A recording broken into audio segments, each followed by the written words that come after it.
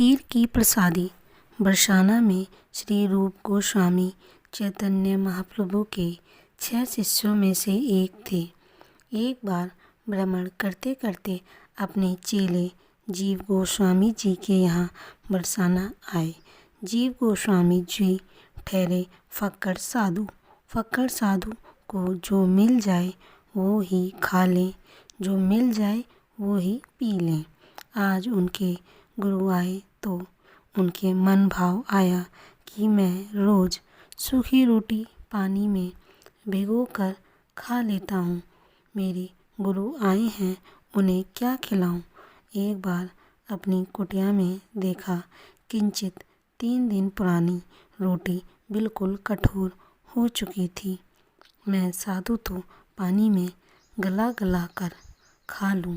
यद्यपि मेरे गुरु साधुता की परम स्थिति को प्राप्त कर चुके हैं, फिर भी मेरे मन में आनंद कैसे हो, कैसे मेरा मन संतुष्ट होगा। एक क्षण के भक्त के मन में संकल्प आया कि अगर समय होता तो किसी ब्रजवासी के घर चला जाता, दूध मांग लाता, चावल मांग लाता। मेरे गुरु पधारे, जो देह के संबंध में मेरे चाचा भी लगते हैं, लेकिन भाव साम्राज्य में प्रवेश कराने वाले मेरे गुरु भी तो हैं। उनको खीर ही बनाकर खिला देता। रूप गोस्वामी ने आकर कहा, जीव भूख लगी है। तो जीव गोस्वामी उन सूखी रोटियों को अपने गुरु को दे रहा है। अंधेरा हो रहा है। जीव गोस्वामी की आंखों में अश्रु आ रहे हैं और रूप गोस्वामी जी ने कहा, तू क्यों रो रहा है? हम तो साधु हैं ना, जो मिल जाए वही खा लेते हैं।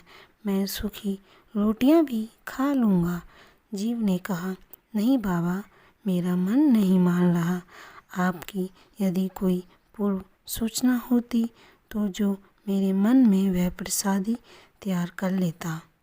यह चर्चा हो ही रही थी कि कोई अर्धरात्रि में दरवाज़ा खटखटाता है। ज्यों ही दरवाज़ा खटखटाया गया, त्यों ही जीव गोस्वामी जी ने दरवाज़ा खोला तो देखा एक किशोरी खड़ी हुई है, 8-10 वर्ष की, हाथ में कटोरा है। किशोरी ने कहा, बाबा, मेरी माँ ने खीर बनाई है और कहा जाओ बाबा को दे आओ। जीव गोस्वामी ने उस खीर के कटोरे को ले जाकर रूप गोस्वामी जी के पास रख दिया। बोले, बाबा पाओ। जैसे ही रूप गोस्वामी जी ने उस खीर को स्पर्श किया, उनका हाथ कांपने लगा।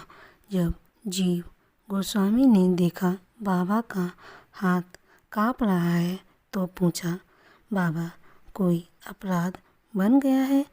रूप गोस्वामी जी ने पूछा, जीव, आधी रात को यह खीर कौन लाया है? बाबा, पड़ोस में एक कन्या है, मैं जानता हूँ उसे, वो लेकर आई है। जीव गोस्वामी बोले।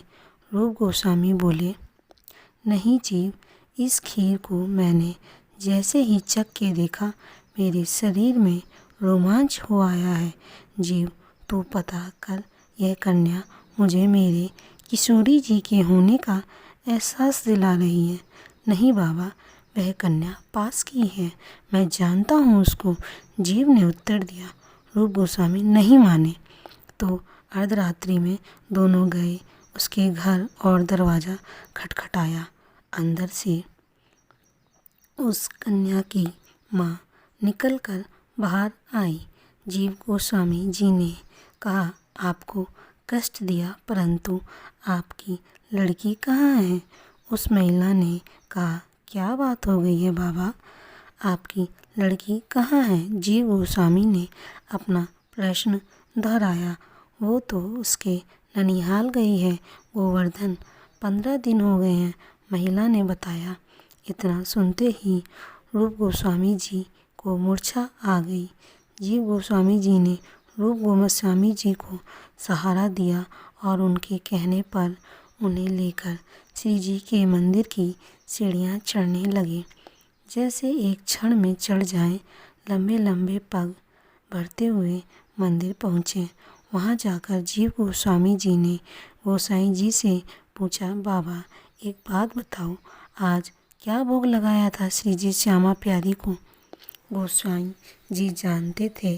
श्री जीव गोस्वामी को बोले, क्या बात हो गई है बाबा? जीव गोस्वामी जी ने फिर कहा, क्या भोग लगाया था?